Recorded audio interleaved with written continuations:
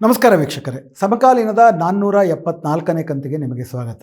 ಲಾಭಕೋರ ಬಂಡವಾಳಶಾಹಿಗಳಿಗೆ, ಲಾಭಕೋರ ಉದ್ಯಮಿಗಳಿಗೆ ಲಾಭ ಮುಖ್ಯವೇ ಹೊರತು ಯಾವುದೇ ಬಗೆಯ ಪ್ರಜಾತಾಂತ್ರಿಕ ಮೌಲ್ಯವೂ ಅಲ್ಲ, ಉದಾರವಾದಿ ಮೌಲ್ಯಗಳೂ ಅಲ್ಲ. ಯಾಕಂದರೆ ಇತಿಹಾಸದಲ್ಲಿ ಬಂಡವಾಳಶಾಹಿ ವ್ಯವಸ್ಥೆಗೂ ಉದಾರವಾದಿ ಮೌಲ್ಯಗಳಿಗೂ ಪ್ರಜಾತಂತ್ರಕ್ಕೂ ನೇರ ಸಂಬಂಧ ಇದೆ. ಬಂಡವಾಳಶಾಹಿ ವ್ಯವಸ್ಥೆ ಅಂತಂದರೆ ಪ್ರಜಾತಾಂತ್ರಿಕ ವ್ಯವಸ್ಥೆ ಅಂತೆಲ್ಲ ಹೇಳ್ತೀವಿ.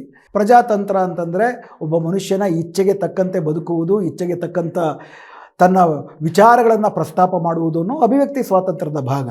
ಆದರೆ ಯಾವಾಗ ಲಾಭಕ್ಕೆ ಧಕ್ಕೆ ಬರುತ್ತೋ ಆ ಅಭಿವ್ಯಕ್ತಿ ಸ್ವಾತಂತ್ರ್ಯವನ್ನು ಒಂದು ಸರ್ಕಾರ ಹತ್ತಿಕ್ಕಿದ್ರೆ ಯಾವ ಬಂಡವಾಳಶಾಹಿಯೂ ಕೂಡ ಅದರ ಬಗ್ಗೆ ಧ್ವನಿ ಎತ್ತಲ್ಲ ಅನ್ನೋದು ನಾವೇ ನಮ್ಮ ಭಾರತದ ಅನುಭವದಲ್ಲೂ ಕೂಡ ಎಮರ್ಜೆನ್ಸಿ ಬಂದಾಗ ಹೇಗೆ ಈ ದೇಶದ ಟಾಟಾ ಬಿರ್ಲಾಗಳು ಇಂದಿರಾ ಗಾಂಧಿಯನ್ನು ಎತ್ತಿ ಹೊಗಳಾಡಿದರು ಅನ್ನೋದನ್ನು ನಾವು ಗಮನಿಸಿದ್ದೀವಿ. ಸಮಕಾಲೀನ ಸಂದರ್ಭದಲ್ಲಿ ಅದರಲ್ಲೂ ವಿಶೇಷವಾಗಿ ಸಾಮಾಜಿಕ ಮಾಧ್ಯಮಗಳು ಹುಟ್ಟಿಕೊಂಡಾಗ ದೊಡ್ಡ ರೀತಿಯಲ್ಲಿ ಆದಂಥ ಚರ್ಚೆ ಏನಪ್ಪ ಅಂತಂದರೆ, ಈ ಹಿಂದಿನ ಮಾಧ್ಯಮಗಳು ಯಾವುದೋ ಒಬ್ಬ ಮಾಲೀಕನ ಸುಫರ್ದಿನಲ್ಲಿ ಇರ್ತಾ ಇದ್ವು. ಹೀಗಾಗಿ ಅಲ್ಲಿ ಅಭಿವ್ಯಕ್ತಿ ಸ್ವಾತಂತ್ರ್ಯಕ್ಕೆ, ಆ ಮಾಲೀಕನ ಹಿತಾಸಕ್ತಿಗೆ ವಿರುದ್ಧವಾದಂಥ ಅಭಿವ್ಯಕ್ತಿಗಳಿಗೆ ಅವಕಾಶ ಇರ್ತಿರಲಿಲ್ಲ. ಆದರೆ ಸೋಷಿಯಲ್ ಮೀಡಿಯಾ ತನ್ನ ತಂತ್ರಜ್ಞಾನದ ಕಾರಣದಿಂದಲೇ ಅದು ಎಲ್ಲ ಅಭಿವ್ಯಕ್ತಿಗಳಿಗೂ ಕೂಡ ಸಮಾನವಾದ ಅವಕಾಶಗಳನ್ನು ಕಲ್ಪಿಸಿಕೊಡುತ್ತೆ. ಆದ್ದರಿಂದ ಸಾಮಾಜಿಕ ಮಾಧ್ಯಮ ಅನ್ನುವಂಥದ್ದು ಒಂದು ಪ್ರಜಾತಂತ್ರೀಕರಣದ ಭಾಗ. ಸಾಮಾಜಿಕ ಮಾಧ್ಯಮದ ಮೂಲಕ ಚಳುವಳಿಗಳನ್ನು ಕಟ್ಟಬೋದು ಅಂಥೇಳಿ ಸಮಕಾಲೀನದಲ್ಲಿ ನಡೆದಂಥ ಹಲವಾರು ಚಳುವಳಿಗಳ ಉದಾಹರಣೆ, ಅದರಲ್ಲಿ ವಿಶೇಷವಾಗಿ ಫೇಸ್ಬುಕ್ಕು, ಈ ಹಿಂದೆ ಟ್ವಿಟರ್ ಅಂತ ಏನಿತ್ತು, ಎಕ್ಸು, ಇವುಗಳ ಉದಾಹರಣೆಗಳನ್ನು, ವಾಟ್ಸಪ್ ಇತ್ಯಾದಿಗಳ ಉದಾಹರಣೆಗಳನ್ನು ಕೊಡಲಾಗುತ್ತೆ. ಇದರಲ್ಲಿ ಅರ್ಧ ಸತ್ಯವೂ ಇದೆ. ಆದರೆ ಅದಕ್ಕೂ ಮೀರಿದ ಸತ್ಯ ಏನಪ್ಪ ಅಂತಂದರೆ, ಎಷ್ಟರ ಮಟ್ಟಿಗೆ ಈ ಸಾಮಾಜಿಕ ಮಾಧ್ಯಮಗಳು ಪ್ರಜಾತಾಂತ್ರೀಕರಣಕ್ಕೆ ಕಾರಣವಾಗಿದವೋ ಅಷ್ಟೇ ಮಟ್ಟಿಗೆ ಅದರ ಮಾಲೀಕರ ಇಚ್ಛಾನಿಚ್ಛೆಗೆ ಒಳಪಟ್ಟು ಸಮಾಜದಲ್ಲಿ ಮತ್ತು ಸರ್ಕಾರಗಳಲ್ಲಿ ಒಂದು ಬಲಪಂಥೀಯತೆ, ದ್ವೇಷ ರಾಜಕಾರಣ ಬೆಳೆಯುವುದಕ್ಕೂ ಕೂಡ ಅತಿ ದೊಡ್ಡ ರೀತಿಯಲ್ಲಿ ಸಹಾಯ ಆಗ್ತಿದೆ ಅನ್ನೋದು ನಮ್ಮೆಲ್ಲರ ಅನುಭವಕ್ಕೂ ಕೂಡ ಬಂದಿದೆ.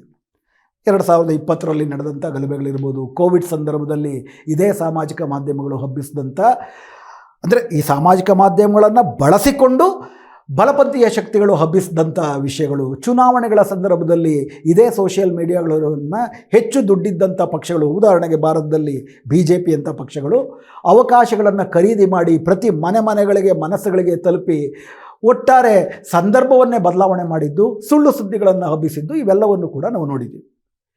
ಇದು ಹೆಚ್ಚಿಗೆ ಆಗ್ತಿದ್ದಂತೆಯೇ ಸುಳ್ಳು ಸುದ್ದಿಗಳು ಮತ್ತು ದ್ವೇಷ ಸುದ್ದಿಗಳನ್ನು ಬಳಸಿಕೊಳ್ಳುವುದಕ್ಕೆ, ಅದನ್ನು ಬಿತ್ತುವವರು ಸಾಮಾಜಿಕ ಮಾಧ್ಯಮಗಳನ್ನು ಬಳಸಿಕೊಳ್ಳದಂತೆ ಆ ಸಾಮಾಜಿಕ ಮಾಧ್ಯಮಗಳ ನಿರ್ವಾಹಕರು, ಮಾಲೀಕರು ಒಂದು ನಿರ್ಬಂಧವನ್ನು ಏರ್ಪಡಿಸಬೇಕು. ಇಲ್ಲ ಅಂದರೆ ಸಾಮಾಜಿಕ ಮಾಧ್ಯಮಗಳಿಗೆ ಲಾಭ ಮಾಡುವುದೊಂದೇ ಗುರಿಯಾದರೆ ಇಡೀ ಸಮಾಜದ, ಇಡೀ ಜಗತ್ತಿನ ಸಾಮಾಜಿಕ ಆರೋಗ್ಯ ಕೆಡುತ್ತೆ ಅನ್ನೋ ಒಂದು ದೊಡ್ಡವಾದಂಥ ಹುಯಿಲೆಬ್ಬಿತು. ಅದರಲ್ಲೂ ವಿಶೇಷವಾಗಿ 2016ರಲ್ಲಿ ಚುನಾವಣೆಯ ಸಂದರ್ಭದಲ್ಲಿ, ಅಮೇರಿಕದ ಚುನಾವಣೆಯ ಸಂದರ್ಭದಲ್ಲಿ ಫೇಸ್ಬುಕ್ ಅನ್ನುವಂತಹ ಮಾಧ್ಯಮ ಏನಿದೆ, ಜುಕನ್ಬರ್ಗ್ದು, ಅದನ್ನೀಗ ಮೆಟಾ ಅಂತ ಕರೀತಾರೆ, ವಾಟ್ಸಪ್ನು ಆತನೇ ಖರೀದಿ ಮಾಡಿದ್ದಾನೆ. ಅದೇ ರೀತಿ ಥ್ರೆಡ್ಡು ಮತ್ತು ಥ್ರೆಡ್ಡನ್ನು ಕೂಡ ಆತನೇ ಖರೀದಿ ಮಾಡಿದ್ದಾನೆ. ಈ ಎಲ್ಲ ಸಾಮಾಜಿಕ ಮಾಧ್ಯಮಗಳ ಮಾಲೀಕರಾಗಿರುವಂತಹ ಜುಕರ್ಬರ್ಗು ವಹಿಸಿದಂಥ ಪಾತ್ರ ಟ್ರಂಪ್ಗೆ ವಿರುದ್ಧವಾಗಿತ್ತು, ಟ್ರಂಪ್ ಆಸಕ್ತಿಗೆ ವಿರುದ್ಧವಾಗಿತ್ತು. ಸಾಕಷ್ಟು ಅಪಪ್ರಚಾರಗಳು ನಡೆದು ರಷ್ಯಾ ಪ್ರೇರಿತವಾಗಿ ಈ ಸಾಮಾಜಿಕ ಮಾಧ್ಯಮಗಳ ದುರುಪಯೋಗವಾಗಿ ಆ ಥರ ಅಪಪ್ರಚಾರ ಆಯಿತು ಅನ್ನೋದೆಲ್ಲವೂ ಕೂಡ ದೊಡ್ಡ ಮಟ್ಟದಲ್ಲಿ ಜಾಗತಿಕವಾಗಿ ಚರ್ಚೆಗೆ ಬಂತು. ಆ ಸಂದರ್ಭದಲ್ಲಿ ಈ ಫೇಸ್ಬುಕ್ಕು, ಈ ಥರ ಮುಖ್ಯವಾಗಿ ಫೇಸ್ಬುಕ್ಕು ತನ್ನ ಸಾಮಾಜಿಕ ಮಾಧ್ಯಮಗಳಲ್ಲಿ ಯಾರು ಅದನ್ನು ಬಳಕೆ ಮಾಡ್ತಾರೆ ಅವರು ಹಾಕುವಂತಹ ಪೋಸ್ಟ್ಗಳ ಸತ್ಯಾಸತ್ಯತೆಯನ್ನು ಸ್ವತಂತ್ರವಾಗಿ ಅಧ್ಯಯನ ಮಾಡಿ ಅದರ ಬಗ್ಗೆ ಈ ಮಾಧ್ಯಮವನ್ನು ಬಳಸುವವರಿಗೆ ಎಚ್ಚರಿಕೆ ಕೊಡುವುದಕ್ಕೆ ಒಂದು ಫ್ಯಾಕ್ಟ್ ಚೆಕಿಂಗ್ ಮೆಕ್ಯಾನಿಸಮ್ನ, ಸತ್ಯಾಸತ್ಯಗಳನ್ನು ಸಂಶೋಧನೆ ಮಾಡಿ ಅದನ್ನು ಬಳಸುವವರಿಗೆ ಮಾಹಿತಿ ಕೊಡುವಂತಹ ಒಂದು ಮಾಧ್ಯಮವನ್ನು ಕಂಡಿಡ್ಕೊಂಡ್ರು, ಫ್ಯಾಕ್ಟ್ ಚೆಕಿಂಗ್ ಮಾಧ್ಯಮ ಅಂಥೇಳಿ. ಇನ್ಫ್ಯಾಕ್ಟ್ ಫೇಸ್ಬುಕ್ಕು ಸುಮಾರು ಒಂದು 45 ದೇಶಗಳ 90 ಫ್ಯಾಕ್ಟ್ ಚೆಕಿಂಗ್ ಮಾಧ್ಯಮಗಳಿಗೆ ನೇರವಾಗಿ ಹಣಕಾಸು ಬೆಂಬಲವನ್ನು ಕೊಡ್ತಾ ತನ್ನ ಸಾಮಾಜಿಕ ಮಾಧ್ಯಮಗಳಲ್ಲಿ ಬಳಕೆಯಾಗುವಂತಹ ಪೋಸ್ಟ್ಗಳ ಸತ್ಯಾಸತ್ಯಗಳನ್ನು ಗುರುತಿಸಿ ಅದರ ಬಗ್ಗೆ ಅದರ ಬಳಕೆದಾರರಿಗೆ ಎಚ್ಚರಿಕೆ ಕೊಡೋದಕ್ಕೆ ಬಳಸ್ಕೊತಾ ಬಂದಿತ್ತು. ಅದೇ ರೀತಿ ಮತ್ತೊಂದು ಮಾಧ್ಯಮ ಇದ್ದದ್ದು ಟ್ವಿಟರ್ ಅನ್ನುವಂಥದ್ದು. ಭಾಳ ಕಡಿಮೆ ಕಾಲದಲ್ಲಿ ಆ ಟ್ವಿಟರು ಅತ್ಯಂತ ಜನಪ್ರಿಯವಾಯಿತು. ಇವತ್ತು ಫೇಸ್ಬುಕ್ ಇವತ್ತಿಗೂ ಕೂಡ ಅತಿ ಹೆಚ್ಚು ಬಳಕೆಯಾಗುವ ಸಾಮಾಜಿಕ ಮಾಧ್ಯಮ. ಜಗತ್ತಿನಾದ್ಯಂತ 300 ಕೋಟಿ ಬಳಕೆದಾರರು ಅದಕ್ಕಿದ್ದಾರೆ. ಇದಕ್ಕೆ ಟ್ವಿಟರ್ಗೆ ಈಗಾಗಲೇ 30 ಕೋಟಿ ಬಳಕೆದಾರರಿದ್ದಾರೆ. ಈ ಟ್ವಿಟರ್ನ ಟೆಸ್ಲಾ ಅನ್ನುವಂತಹ ಒಂದು ದೊಡ್ಡ ಬೃಹತ್ ಆಟೋಮೊಬೈಲ್ ಸಂಸ್ಥೆಯ ಮಾಲೀಕ ಎಲಾನ್ ಮಸ್ಕ್ ಅಂತ ಅಂದ್ಬಿಟ್ಟು ಯಾರಿದ್ದಾನೆ, ಆತ ಖರೀದಿ ಮಾಡಿ ಅದಕ್ಕೆ ಎಕ್ಸ್ ಅಂತ ಹೆಸರು ಕೊಟ್ಟಾದ ಮೇಲೆ ಆತ ಈಗ ಹೆಚ್ಚು ಕಡಿಮೆ ನಮ್ಮ ನರೇಂದ್ರ ಮೋದಿಗೆ ಅಂಬಾನಿ ಹಾಗೆ ಟ್ರಂಪ್ಗೆ ಇವತ್ತು ಎಲಾನ್ ಮಸ್ಕ್ನ ಇನ್ಫ್ಯಾಕ್ಟ್ ಒಂದು ಸ್ವತಂತ್ರವಾದಂಥ ಗೌರ್ಮೆಂಟ್ ಎಕ್ಸ್ಪೆಂಡಿಚರ್ನ ಕಂಟ್ರೋಲ್ ಮಾಡುವಂತಹ ಒಂದು ಇದಕ್ಕೂ ಕೂಡ ಅಧ್ಯಕ್ಷನಾಗಿ ಮಾಡ್ಕೊಂಡಿದ್ದಾರೆ. ಜಗತ್ತಿನ ದೇಶದ ಅಮೇರಿಕದ ಭವಿಷ್ಯದ ಎಲ್ಲ ರೀತಿಯ ನೀತಿ ನಿರೂಪಣೆಗಳಿಗೂ ಕೂಡ ಎಲಾನ್ ಮಸ್ಕ್ ಟ್ರಂಪ್ನ ಅಧಿಕೃತ ಹಾಗೂ ಅನಧಿಕೃತ ಸಲಹೆಗಾರನಾಗಿದ್ದಾರೆ.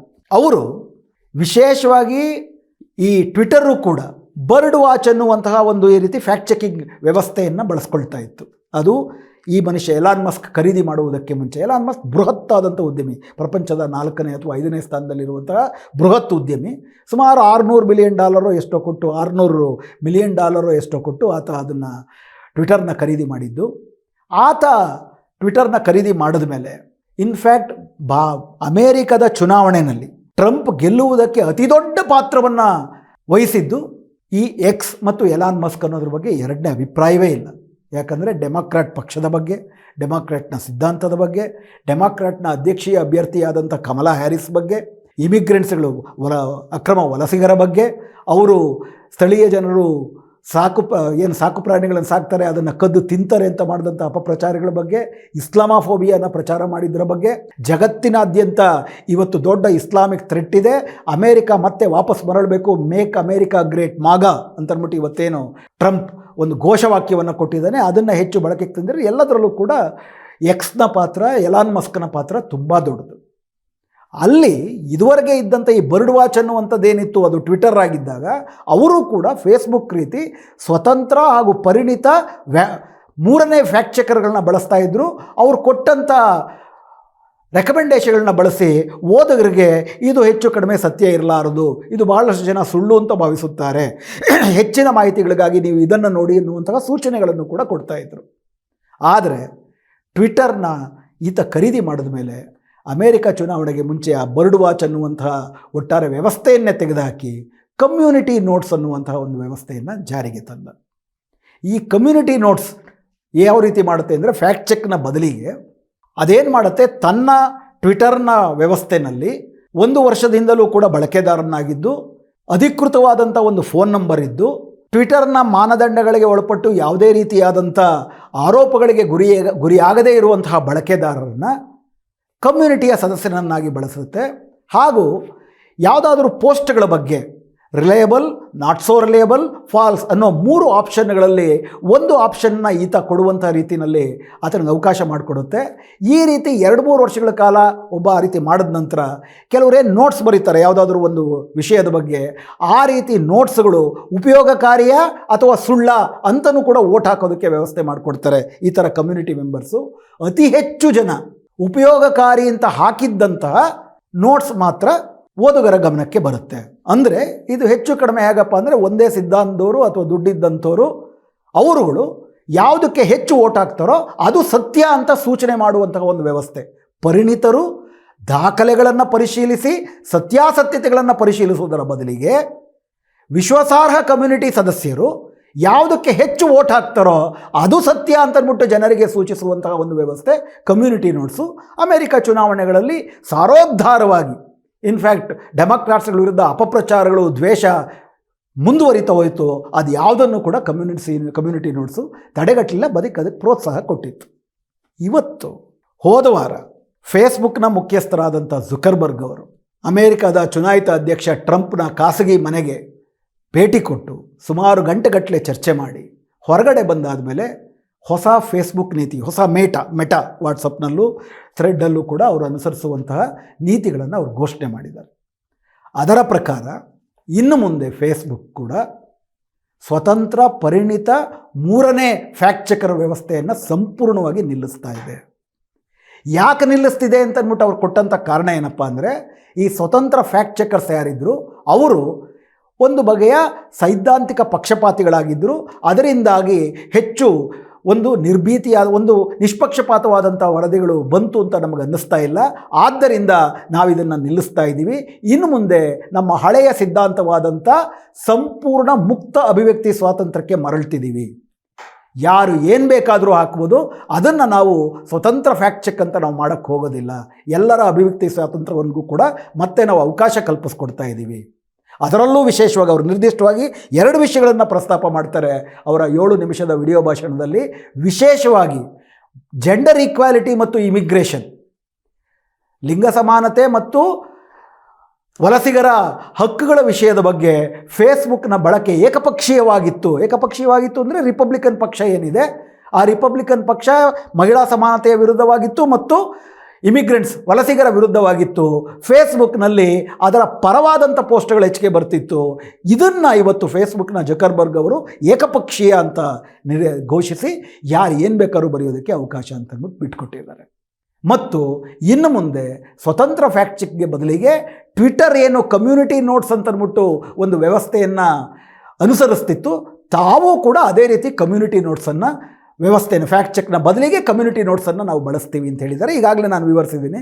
ಕಮ್ಯುನಿಟಿ ನೋಟ್ಸ್ ಅಂತಂದರೆ ಇದೇ ಸಾಮಾಜಿಕ ಜಾಲದ ಸಂಸ್ಥೆ ಯಾರು ವಿಶ್ವಾಸಾರ್ಹ ಅಂತ ಪರಿಗಣಿಸುತ್ತೆ ಅವರಲ್ಲಿ ಹೆಚ್ಚು ಜನ ಓಟ್ ಹಾಕುವುದು ಸತ್ಯ ಅಂತ ಸೂಚಿಸುವುದು. ಸ್ವತಂತ್ರವಾದಂಥ ನಿಷ್ಪಕ್ಷಪಾತವಾದಂಥ ದಾಖಲೆ ಆಧಾರಿತವಾದಂಥ ಸತ್ಯ ಸಂಶೋಧನೆ ಇದರಲ್ಲಿ ಇನ್ನು ಮುಂದೆ ಇರುವುದಿಲ್ಲ. ಅಂದರೆ ಇನ್ನು ಮುಂದೆ ಫೇಸ್ಬುಕ್ಕು ಸುಳ್ಳಿನ ಸಾಮ್ರಾಜ್ಯದ ಕಾರ್ಖಾನೆ ಆಗಲಿದೆ. ಈಗ ಸದ್ಯಕ್ಕೆ ಇದು ಅಮೇರಿಕಾದಲ್ಲಿ ಮಾತ್ರ ಅಂತ ಹೇಳಲಾಗ್ತಿದೆ, ನಿಧಾನಕ್ಕೆ ಯುರೋಪ್ಗೂ ಕೂಡ ವಿಸ್ತರಿಸುತ್ತೆ. ಈಗಾಗಲೇ ಟ್ವಿಟರ್, ಯಾಕಂದರೆ ಇದರ ಪಿತಾಮಹ ಈಗ ಟ್ವಿಟರ್ ಈಗಾಗಲೇ ಕೇವಲ ಅಮೇರಿಕಾದಲ್ಲಿ ಮಾತ್ರ ಅಲ್ಲ, ಇನ್ಫ್ಯಾಕ್ಟ್ ಇಂಗ್ಲೆಂಡ್ನಲ್ಲೂ ಕೂಡ ಕಾರ್ಮಿಕ ಪಕ್ಷದ ಸರ್ಕಾರ ಲೇಬರ್ ಪಾರ್ಟಿಯ ಅಧ್ಯಕ್ಷರ ವಿರುದ್ಧ ಸಿಕ್ಕಾಪಟ್ಟೆ ಸಮರವನ್ನು ಸಾರಿದ್ದಾರೆ. ಜರ್ಮನಿನಲ್ಲಿ AFD ಎನ್ನುವಂತಹ ಒಂದು ನವ ಫ್ಯಾಸಿಸ್ಟ್ ಪಕ್ಷದ ಪರವಾಗಿ ಪ್ರಚಾರ ಶುರು ಮಾಡಿದ್ದಾರೆ. ಇಡೀ ಜಗತ್ತಿನಲ್ಲಿ ಬಲಪಂಥೀಯ ಶಕ್ತಿಗಳ ಪರವಾಗಿ, ಫ್ಯಾಸಿಸ್ಟ್ ಶಕ್ತಿಗಳ ಪರವಾಗಿ ಸಾಮಾಜಿಕ ಮಾಧ್ಯಮಗಳನ್ನು ಅತ್ಯಂತ ಪರಿಣಾಮಕಾರಿಯಾಗಿ ಮತ್ತು ವ್ಯವಸ್ಥಿತವಾಗಿ ದುಡಿಸಿಕೊಳ್ಳುವ ರೀತಿಯಲ್ಲಿ ಈಗಾಗಲೇ ಟ್ವಿಟರ್ ಕೆಲಸ ಮಾಡ್ತಾ ಇದೆ. ಅದಕ್ಕೆ ಅಡ್ಡಿಯಾಗಿದ್ದಂಥ ಬರ್ಡ್ ವಾಚ್ ವ್ಯವಸ್ಥೆಯನ್ನು ಸ್ವತಂತ್ರ ಪರಿಣಿತ ಸತ್ಯಶೋಧನೆಯ ವಿಚಾರಗಳನ್ನು ಕಿತ್ತಾಕಿದ್ದಾರೆ. ಈಗ ಫೇಸ್ಬುಕ್ಕು ಕೂಡ ಅದೇ ಹಂತಕ್ಕೆ ಮುಂದಿಡ್ತಾ ಇದೆ. ಈಗಾಗಲೇ ಭಾರತದಲ್ಲೇ ಫೇಸ್ಬುಕ್ನ ಇತಿಹಾಸವನ್ನು ನೀವು ನೋಡಿದ್ರೆ ಅದು ಉದ್ದಕ್ಕೂ ಕೂಡ ಭಾರತದ ಫೇಸ್ಬುಕ್ನ ಮುಖ್ಯಸ್ಥರಾಗಿದ್ದವರೆಲ್ಲರೂ ಕೂಡ BJPಯ ಪರವಾಗಿದ್ದರು. ಫೇಸ್ಬುಕ್ನ ಕಮ್ಯುನಿಟಿ ಸ್ಟ್ಯಾಂಡರ್ಡ್ ಬಗ್ಗೆ ಲಕ್ಷ ರೀತಿಯಾದಂಥ ವರದಿಗಳು ಹೋದರೂ ಕೂಡ ಯಾವ ಕಾರಣಕ್ಕೂ ನರ್ಸಿಂಗ್ ಆನಂದ್ ಅಂತ ಮುಸ್ಲಿಮರ ನರಮೇಧಕ್ಕೆ ಕರೆ ಕೊಟ್ಟವನ ಪೋಸ್ಟ್ ಆಗಲಿ ಅಥವಾ 2020-21ರಲ್ಲಿ ನಡೆದಂಥ ಸಾಲು ಪ್ರಕರಣಗಳಲ್ಲಾಗಲಿ ಯಾವ ವಿಷಯದಲ್ಲೂ ಬಂದಂಥ ವರದಿಗಳನ್ನು ಗಮನಕ್ಕೆ ತಗೊಂಡು ಆ ಪೋಸ್ಟ್ಗಳನ್ನು ತೆಗಿಲೂ ಇರಲಿಲ್ಲ. ಯಾಕಂದರೆ ಅಂಕಿ ದಾಸ್ ಅಂತೇಳಿ ಭಾರತದ ಫೇಸ್ಬುಕ್ನ ಈ ವಿಷಯಗಳ ಮುಖ್ಯಸ್ಥರಿದ್ದರು. ಅವರು ಸಂಪೂರ್ಣವಾಗಿ BJP ನರೇಂದ್ರ ಮೋದಿ ಪ್ರಧಾನಿಯಾಗಿದ್ದನ್ನು ಸಂಭ್ರಮಿಸಿದ್ದು, ಹಿಂದುತ್ವವನ್ನು ಸಂಭ್ರಮಿಸಿದ್ದು ಆಮೇಲೆಲ್ಲ ನೋಟ್ಸ್ಗಳಲ್ಲಿ ಹೊರಗಡೆ ಬಂತು. ಇದು ದೊಡ್ಡ ಪ್ರಭಾವವನ್ನು ತಂದಾಗ ಅವರು ರಾಜೀನಾಮೆ ಕೊಟ್ಟು ಹೋಗಬೇಕಾಗಿ ಬಂತು. ಅದು ನಂತರದ ಬೆಳವಣಿಗೆಗಳು. ಯಾಕಂದರೆ ಇವತ್ತಿಗೂ ಕೂಡ ಫೇಸ್ಬುಕ್ಗೆ ಅತಿ ದೊಡ್ಡ ಆದಾಯದ ಮೂಲ BJP ಪಕ್ಷವೇ. ಚುನಾವಣೆಗಳು ಬಂದಾಗ ಕೋಟಿ ಕೊಟ್ಟು ಅದರ ಸ್ಪೇಸಸ್ನ ಖರೀದಿ ಮಾಡ್ತಾರೆ. ಮತ್ತು ಕೋಟಿ ಕೊಡುವ ಶಕ್ತಿ ಅವ್ರಿಗೆ ಬರೋದು ಯಾರತ್ತ ಅಂತಂದರೆ ನಾವು ನೋಡಿದ್ದೀವಿ ಈಗಾಗಲೇ ಎಲೆಕ್ಟ್ರಲ್ ಬಾಂಡ್ಗಳಲ್ಲಿ ಯಾವ್ಯಾವ ರೀತಿಯ ಕಂಪನಿಗಳು ಸರ್ಕಾರದಿಂದ ಪ್ರಯೋಜನ ಪಡ್ಕೊಂಡಂಥ ಕಂಪ್ನಿಗಳು ಎಷ್ಟೆಷ್ಟು ದುಡ್ಡು ಕೊಟ್ಟಿದ್ದಾವೆ ಅಂತೇಳಿ. ಸೊ ಹೀಗಾಗಲೇ ಭಾರತದಲ್ಲಿ ಈ ನಿಯಮಗಳು ಬರುವುದಕ್ಕೆ ಮುಂಚೆ, ಅಂದರೆ ಈ ನಿಯಮಗಳು ಬದಲಾವಣೆಯಾಗಿ ಕಮ್ಯುನಿಟಿ ನೋಟ್ಸ್ ಅಂತ ಬಲಪಂಥೀಯ ಫ್ಯಾಕ್ಟ್ ಚೆಕಿಂಗ್ ಬರುವುದಕ್ಕೆ ಮುಂಚೆನೇ ಪರಿಸ್ಥಿತಿ ಹೀಗಿತ್ತು. ಇನ್ನು ಭಾರತಕ್ಕೂ ಇದು ಬಂದರೆ ಏನಾಗಬಹುದು ಅನ್ನೋದು ನಿಮ್ಮ ಊಹೆಗೆ ನಿಲುಕದ್ದು. ಇಷ್ಟು ಮಾತ್ರ ಅಲ್ಲ, ಕೇವಲ ಫ್ಯಾಕ್ಟ್ ಚೆಕಿಂಗ್ ವಿಷಯ ಮಾತ್ರ ಅಲ್ಲ ಅವರು ಬದಲಾಯಿಸಿರೋದು. ಈ ಹೊಸ ಸಾಮಾಜಿಕ ಮಾಧ್ಯಮಗಳು ಪ್ರಜಾತಾಂತ್ರಿಕ ಮೌಲ್ಯಗಳಿಗೆ ತಾವು ಬದ್ಧ ಅಂತ ಹೇಳ್ಕೊಳ್ಳುವ ಪ್ರಕ್ರಿಯೆಯಲ್ಲಿ ನಾವು ನಮ್ಮ ನೌಕರರನ್ನ ಆಯ್ಕೆ ಮಾಡ್ಕೋಬೇಕಾದ್ರೆ, ಸಿಬ್ಬಂದಿಯನ್ನು ನಾವು ಸೆಲೆಕ್ಟ್ ಮಾಡ್ಕೋಬೇಕಾದ್ರೆ DEI ನೀತಿಗಳನ್ನು ಅನುಸರಿಸ್ತೀವಿ. ಡೈವರ್ಸಿಟಿ, ಈಕ್ವಿಟಿ, ಇನ್ಕ್ಲೂಸಿವ್ನೆಸ್, ವೈವಿಧ್ಯತೆ, ಸಮತೆ ಮತ್ತು ಒಳಗೊಳ್ಳುವಿಕೆ, ಈ 3 ಸಿದ್ಧಾಂತವನ್ನು ಆಧರಿಸಿ ನಮ್ಮ ಸಿಬ್ಬಂದಿಯನ್ನು ಆಯ್ಕೆ ಮಾಡ್ಕೊಳ್ತೀವಿ. ಒಂದು ಸಿಬ್ಬಂದಿಯನ್ನು ಆಯ್ಕೆ ಮಾಡ್ಕೋಬೇಕಾದ್ರೆ ಯಾವ್ಯಾವ ಹಿನ್ನೆಲೆಯವರು ಎಷ್ಟೆಷ್ಟು ಜನ ಇದ್ದಾರೆ ಅಂತ ನೋಡಿಕೊಂಡು ಅವಕಾಶಗಳು ಯಾರಿಗೆ ಕೊಡಬೇಕಾಗಿತ್ತು ಅವರಿಗೆ ಪ್ರಧಾನ ಆದ್ಯತೆ ಕೊಟ್ಟು ನಾವು ಆಯ್ಕೆ ಮಾಡ್ಕೊಳ್ತಿದ್ವಿ ಅನ್ನೋದು ಫೇಸ್ಬುಕ್ ಇದುವರ ತನಕ ಅನುಸರಿಸ್ಕೊಂಡು ಬಂದಂಥ ಒಂದು ಸಿಬ್ಬಂದಿ ಪದ್ಧತಿ, ಸಾಮಾಜಿಕ ನ್ಯಾಯದ ವಿಷಯ. ಮಾರಾಲಾಗೋ ಅಂದರೆ ಏನು ಟ್ರಂಪ್ ಅವರ ಖಾಸಗಿ ಅರಮನೆ ಇದೆ, ಅಲ್ಲಿ ಇವರನ್ನು ಟ್ರಂಪನ್ನು ಭೇಟಿ ಮಾಡ್ಬೋದ ಮೇಲೆ ಬರೀ ಫ್ಯಾಕ್ಟ್ ಚೆಕಿಂಗ್ ವಿಷಯವನ್ನು ಮಾತ್ರ ರದ್ದು ಮಾಡಿದ ಮಾತ್ರ ಅಲ್ಲ, ಈ ಮೆಟಾದ ಅಧ್ಯಕ್ಷ ಜುಕರ್ಬರ್ಗ್ ಹೇಳಿದ ಮತ್ತೊಂದು ವಿಷಯ ಏನಪ್ಪ ಅಂದರೆ, ಇನ್ನು ಮುಂದೆ ಸಿಬ್ಬಂದಿಗಳ ನೇಮಕಾತಿ ವಿಷಯದಲ್ಲಿ ಈ DEI ವೈವಿಧ್ಯತೆ, ಸಮತೆ ಮತ್ತು ಒಳಗೊಳ್ಳುವಿಕೆ, ಡೈವರ್ಸಿಟಿ, ಈಕ್ವಿಟಿ ಆ್ಯಂಡ್ ಇನ್ಕ್ಲೂಸಿವ್ನೆಸ್ ಪದ್ಧತಿಯನ್ನು ನಾವು ಕೈ ಬಿಡ್ತೀವಿ. ಯಾಕೆ ಅಂದರೆ ಅವ್ರು ಕೊಟ್ಟಿರೋ ಹೇಳಿಕೆ ಏನಪ್ಪ ಅಂದರೆ, legal and policy landscape surrounding diversity, equity and inclusion efforts in the United state is changing. ಇದನ್ನು ಹೇಳಿದ್ದು ಯಾರಪ್ಪ ಅಂತಂದರೆ ಅದೇ ಫೇಸ್ಬುಕ್ನ ಮೆಟಾ ಸಂಸ್ಥೆಯ ಮಾನವ ಸಂಪನ್ಮೂಲ ಇಲಾಖೆಯ ಉಪಾಧ್ಯಕ್ಷ ಆಗಿರೋ ಜಾನೆಲ್ ಗಾಲೆ ಎನ್ನುವಂತಹ ಮನುಷ್ಯ. ಟ್ರಂಪ್ಗೆ ಹತ್ತಿರ ಇರುವ ವ್ಯಕ್ತಿ. ಮತ್ತು ಅಷ್ಟು ಮಾತ್ರ ಅಲ್ದಿರ ಈ ಕಮ್ಯುನಿಟಿ ನೋಟ್ಸ್ನ ಇನ್ಚಾರ್ಜ್ ಆಗಿ ಫೇಸ್ಬುಕ್ ನೇಮಕ ಮಾಡಿರೋದು ಕೂಡ ಕಪ್ಲಾನ್ ಅನ್ನುವಂತಹ ಇನ್ನೊಬ್ಬ ವ್ಯಕ್ತಿ. ಈ ಹಿಂದೆ ಗ್ಯಾಲೆ ಎನ್ನುವಂತಹ ಬ್ರಿಟನ್ನಿನ ಮಾಜಿ ಮಂತ್ರಿಯಾಗಿದ್ದಂಥವರು, ಡೆಮಾಕ್ರಾಟ್ಸ್ಗೆ ಹತ್ತಿರ ಇದ್ದಂಥ ವ್ಯಕ್ತಿಯನ್ನು ಇವತ್ತು ಮಾನವ ಸಂಪನ್ಮೂಲ ಈ ರೀತಿ ಫ್ಯಾಕ್ಟ್ ಚೆಕಿಂಗ್ನ ಇನ್ಚಾರ್ಜ್ ಮಾಡಿದರು. ಮಾರಾಗಾಲೆನಲ್ಲಿ ಇವ್ರನ್ನ ಮಾತಾಡ್ಸ್ಕೊಂಡು ಬಂದಾದ ಮೇಲೆ ಕಪ್ಲಾನ್ ಅನ್ನುವಂಥ ವ್ಯಕ್ತಿಯನ್ನು ಇವರು ನೇಮಕ ಮಾಡಿದ್ದಾರೆ ಜುಕರ್ಬರ್ಗು. ಆ ಕಪ್ಲಾನ್ ಅನ್ನುವ ವ್ಯಕ್ತಿ ರಿಪಬ್ಲಿಕನ್ ಪಕ್ಷದ ಬಹಳ ಸಮೀಪವರ್ತಿ ಹಾಗೂ ಟ್ರಂಪ್ಗಿಂತ ಒಂದು ಹೆಜ್ಜೆ ಬಲಪಂಥೀಯನಾಗಿರುವ ವ್ಯಕ್ತಿ. ಹೀಗಾಗಿ ಸಿಬ್ಬಂದಿಗಳಲ್ಲೂ ಬದಲಾವಣೆ ಆಗಿದೆ ರಿಪಬ್ಲಿಕನ್ ಪಕ್ಷದ ಪರವಾಗಿ, ಹಾಗೂ ನೀತಿಗಳಲ್ಲೂ ಕೂಡ. ಅಂದರೆ ಈ ರೀತಿ ಒಳಗೊಳ್ಳುವ ನೀತಿಯ ಸಂದರ್ಭ ಅಮೇರಿಕಾದಲ್ಲಿ ಬದಲಾಗಿದೆ. ಏನು ಬದಲಾಗಿದೆ ಅಮೇರಿಕಾದಲ್ಲಿ ಟ್ರಂಪ್ ಅಧಿಕಾರಕ್ಕೆ ಬರ್ತಿದ್ದಾರೆ. ಕಳೆದ 15-20 ವರ್ಷಗಳಲ್ಲೇ ಸಿಗದಷ್ಟು ಬಹುಮತದಿಂದ ಅಧಿಕಾರಕ್ಕೆ ಬರ್ತಿದ್ದಾರೆ. ಕಾಂಗ್ರೆಸ್ನಲ್ಲೂ ಕೂಡ ರಿಪಬ್ಲಿಕನ್ ಪಕ್ಷಕ್ಕೆ ಬಹುಮತ ಸಿಕ್ಕಿದೆ, ಸೆನೆಟ್ನಲ್ಲೂ ಬಹುಮತ ಸಿಕ್ಕಿದೆ. ಹಾಗೂ ರಿಪಬ್ಲಿಕನ್ ಪಕ್ಷಕ್ಕೆ ಜನ ವೋಟ್ ಹಾಕಿರೋದೆ ಅವರು ಬಿಳಿಯರು ಶ್ರೇಷ್ಠರು, ಉಳಿದವರ ಪರವಾಗಿ ಏನು ನೀತಿಗಳು ನಡೀತದೆ, ದುರ್ಬಲರ ಪರವಾಗಿ ಹಾಗೂ ಲಿಂಗತ್ವ ಅಲ್ಪಸಂಖ್ಯಾತರ ಪರವಾಗಿ, ಕರಿಯರ ಪರವಾಗಿ, ಅಮೆರಿಕನ್ಸ್ನ ಪರವಾಗಿ, ಬಡವರ ಪರವಾಗಿ ಏನು ನೀತಿಗಳನ್ನು ನಿರೂಪಿಸ್ಕೊಂಡು ಬರ್ತಾ ಇದ್ದಾರೆ, ಆ ನೀತಿಗಳು ಬಿಳಿಯ ಶ್ರೇಷ್ಠತೆಗೆ ಧಕ್ಕೆ ತರ್ತಾ ಇದೆ. ಬಿಳಿಯರ ಉದ್ಯೋಗಗಳನ್ನು ವಲಸಿಗರು ಬಂದು ಚೈನಾ, ವಿಯೆಟ್ನಾಂ, ಭಾರತದಿಂದ ಬಂದವರು ನುಂಗಾಗ್ತಾ ಇದ್ದಾರೆ. ಆದ್ದರಿಂದ ಇನ್ನು ಮುಂದೆ ಈ ರೀತಿ ನಾವು ಈ ಜನಪರ ಬಡವರ ಪರ ಅನ್ನುವಂತಹ ನೀತಿಗಳನ್ನು ಅನುಸರಿಸುವುದಿಲ್ಲ. ನಮಗೆ ಅಮೇರಿಕ ಮೊದಲು ಅಂದರೆ ಬಿಳಿಯ ಅಮೇರಿಕ ಮೊದಲು ಅನ್ನುವಂಥದ್ದು ಬದಲಾದ ಕಾನೂನು ಸಂದರ್ಭ ಅಮೇರಿಕಾದಲ್ಲಿ. ಅದನ್ನು ಯಥಾವತ್ ಯಾವುದೇ ಬಗೆಯಾದಂಥ ಪ್ರತಿಭಟನೆಯೂ ಇಲ್ಲದೆ ಕೇವಲ ಲಾಭಕ್ಕಾಗಿ ಕೆಲಸ ಮಾಡುವಂತಹ ಈ ಒಂದು ಸಾಮಾಜಿಕ ಮಾಧ್ಯಮ ಆಗಿರಲಿ, ಯಾವುದೇ ಅತ್ಯಾಧುನಿಕವಾದಂಥ ತಂತ್ರಜ್ಞಾನ ಆಗಿರಲಿ, ಅದರ ಮಾಲೀಕರ ಉದ್ದೇಶ ಲಾಭವೇ. ಆ ಲಾಭ ಪಡಿಬೇಕು ಅಂದರೆ ಸರ್ಕಾರದ ಕೃಪಾಕಟಾಕ್ಷ ಇರಬೇಕು, ಪ್ರಜಾತಂತ್ರ ಇತ್ಯಾದಿ ಎಲ್ಲವನ್ನು ಗಾಳಿಗೆ ತೂರಿ ಅವ್ರಿಗೆ ತಕ್ಕನಾಗಿ ಅವರು ಹೇಳುವುದಕ್ಕೆ ಮುಂಚೆಯೇ ಎಮರ್ಜೆನ್ಸಿ ಕಾಲದಲ್ಲಿ ಮಾಧ್ಯಮಗಳಿಗೆ ಇಂದಿರಾ ಗಾಂಧಿಯವರು ಬಗ್ಗು ಅಂದರೆ ತೆವಳಕ್ಕೆ ಶುರು ಮಾಡಿದ್ರು ಅಂತ ಅಂದ್ಬಿಟ್ಟು ಏನು ಹೇಳ್ತಾರೆ, ಅದಕ್ಕಿಂತ ಜಾಸ್ತಿ ಇವತ್ತು ಹೆಂಗೆ ಅವರು ತೆವಳು ಅಂತಲೂ ಹೇಳಬೇಕಾಗಿಲ್ಲ, ಹೋಗ್ಬಿಟ್ಟು ಅವ್ರು ಸಾಕು ನಾಯಿಗಳ ಥರ ಯಾರಿಗೆ ಬೊಗಳು ಅಂದರೆ ಬೊಗಳುತ್ತೆ, ಯಾರಿಗೆ ಕಚ್ಚು ಅಂದರೆ ಕಚ್ಚುತ್ತವೆ ನಮ್ಮ ಭಾರತದ ಮಾಧ್ಯಮಗಳು. ಸೇಮ್ ಅದೇ ರೀತಿ ಎಲ್ಲ ಮಾಧ್ಯಮಗಳು, ದೊಡ್ಡ ದೊಡ್ಡ ಕಾರ್ಪೊರೇಟ್ ಉದ್ಯಮಿಗಳು ಟ್ರಂಪ್ ಹೇಳುವಂತೆ ಕೇಳುವಂತಹ ರೀತಿ ಬದಲಾವಣೆ ಆಗ್ತಾ ಇದ್ದಾವೆ. ಅದಕ್ಕೆ ಸಾಂಕೇತಿಕವಾಗಿ ಕ್ಯಾಲಿಫೋರ್ನಿಯಾದಲ್ಲಿ ಇವರ ಪ್ರಧಾನ ಕಚೇರಿ ಇತ್ತು, ಅದನ್ನು ಟೆಕ್ಸಾಸ್ಗೆ ಶಿಫ್ಟ್ ಮಾಡ್ತಿದ್ದಾರೆ ಫೇಸ್ಬುಕ್ದು ಮೆಟಾ ಸಂಸ್ಥೆ. ಅದೇ ರೀತಿ ಟೆಸ್ಲಾನು ಕೂಡ ಕ್ಯಾಲಿಫೋರ್ನಿಯಾದಿಂದ ಟೆಕ್ಸಾಸ್ಗೆ ಶಿಫ್ಟ್ ಮಾಡಿದ್ದಾರೆ.